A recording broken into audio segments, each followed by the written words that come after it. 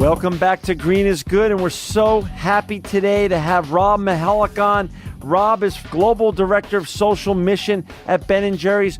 Welcome to Green is Good, Rob. Thank you. Great to be here. Rob, we're so excited to have you on. I'm as a company that's done so much good for so many years, but also feeds our hungry tummies with your delicious products, and you do so much social good. It's truly an honor to have you and your great brand on Green is Good today. Well, thanks. It's all the journey, and sometimes there's a bump in the road, but sometimes you got some good roads ahead that are clear, and hopefully we can get to a good place.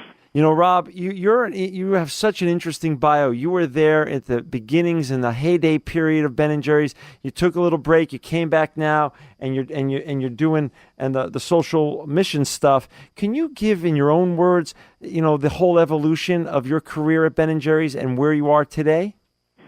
Well, I actually go way back. It was a cosmic connection. I arrived in Vermont in 1977 as a young man, kind of a freelancer, and back then I didn't have the greatest cars because as a freelancer I was making a lot of money, and so my car broke down one day, and I'm hitchhiking, and actually this Volvo pulled over, and I kind of looked in, and I said, the guy looks okay.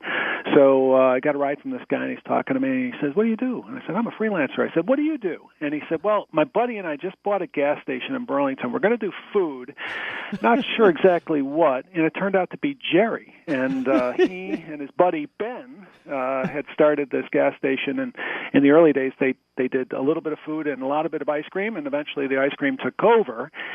And as they became successful, they wanted to make sure that the success of their business would be shared in terms of, that prosperity. I came on board. I had worked locally, actually in the news media back then, and came on board early as the PR czar, as the company was growing regionally and nationally. And, the great thing at that time was we had just written the three-part mission statement in 1988, which included a social mission alongside the product and economic mission, and nobody was writing this stuff in 1988 like this. And at the top of the mission, we talked about having a sustainable corporate concept of linked prosperity. Now, you'll see people from Harvard and, thinkologists and academics and, visionaries now, they're talking about shared equity, shared prosperity. But back in 1988, Ben and Jerry and the leadership at that time knew that we wanted to have a linked prosperity because the concept that they had was, it's really a capitalistic concept, but it's this more thoughtful, caring form of capitalism that says, look, if everybody's sharing in the prosperity, then we're all participating in the global economy. And, if you look at what happened back in 2008 and 2009 when the global economy tanked, it was because of greed. People were just trying to make money on money, and they weren't creating any value. That was the underpinning of the economy, and so the global economy went over the edge. And what Ben and Jerry are saying is, look, if we have an economy that includes people, that links the prosperity so that all stakeholders are sharing in this, then we'll all be able to participate, and that's a much more sustainable, healthy way to do this. Now, I was doing public relations early on. I left the company to do some things that I had an opportunity to do right around the time that Unilever bought Ben & Jerry's, but I came back in 2006, and ever since then I've been the Global Director of Social Mission. And the good news is that partnership with Unilever has worked out to the best aspirations of what that would look like. Unilever wanted to have a progressive business in their portfolio and wanted to support Ben & Jerry's to be Ben & Jerry's. There was a period of time where we're trying to figure that out early on, but now we are doing so many things. We're actually probably, I can say this, we are doing more things in terms of the social mission now than we really ever have in the company's history. Ben and Jerry had the vision, the leadership at that time set the direction. We have the mission statement, which is still alive and vigorous. But now we're able to actually use all the resources that we have with the partnership with Unilever, but also being Ben & Jerry's, still managed from Vermont for the whole world. That's and so awesome. We're able to do a lot of stuff. And so now we understand how it originated, and explain now how it's being applied practically in the 2013 environment, where the world is sort of caught up with you, Rob. You know, this is the fascinating part when the great owners of Whole Foods write a book called Conscious Capitalism. You were, and everyone realizes this for the most part, you guys were practicing that back when, like you said, before it was cool to do it, before it was right to do it, before the tipping point had come. But now that it's here and the world's caught up to you, how are you guys now, practically applying your social mission in new ways? Well, it's great that a lot of companies are doing this, and actually, there's a movement, above and beyond any individual companies like Whole Foods or Ben and Jerry's. We've got the Benefit Corporation movement, or B Corp, and a lot of companies. I think now in 2013 we have over 700 companies that have actually gone through the certification, which is kind of a rigorous assessment that companies would take with a nonprofit called B Lab, which administers this criteria assessment. And you can become a certified B Corp if you satisfy a certain amount of the criteria. And it's rigorous and it's audited, so it has a third-party credibility. And more companies are doing this. They realize that really companies have a connection to the community, and they have a lot of power because they've got money, they've got the resources of people and their innovations and their creative thinking. And if companies operate in a way that provides economic benefit, but also environmental benefit and social benefit in the community, it's going to make the community stronger, and it's going to really present an economic model that's going to take us out into the future. So we applaud companies in their approach to how this can work for their own companies. Now, for Ben & Jerry's, the way we do this is we really kind of work our way through the pint. We try to figure out through the entire value chain, from the seeds of cocoa and coffee, which we eventually use for flavoring, to the dairy farms. We've got a set of values and criteria that we use that we think is important, like supporting smallholder producers of cocoa and coffee and vanilla, making sure that those people in the emerging and developing world make a sustainable living. And so we source ingredients like that through fair trade certification. And fair trade's a model that provides the criteria to make sure that these growers receive a fair price for their cocoa and coffee and vanilla and bananas and things like that, which we all use in our ice cream.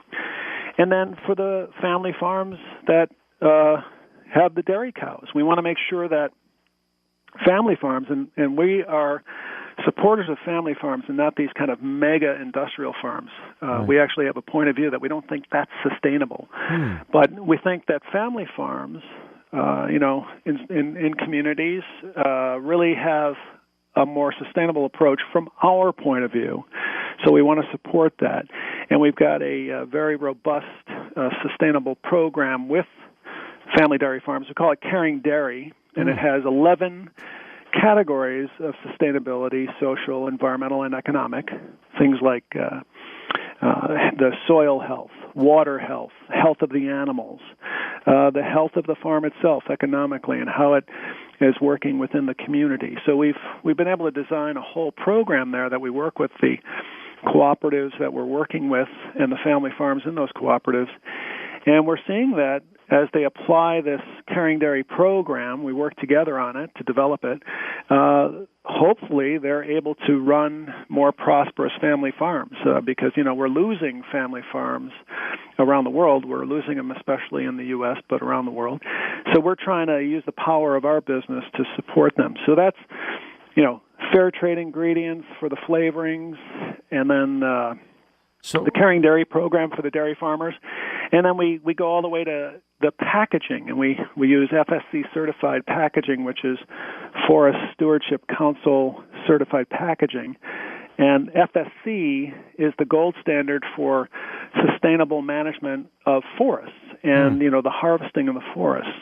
And then all the way to the freezers. We've petitioned the Environmental Protection Agency to bring in cleaner, greener freezers into the U.S., which up until we petitioned them, were not allowed in the U.S. And these freezers use 40% less energy, and they use a closed-loop system that is climate neutral.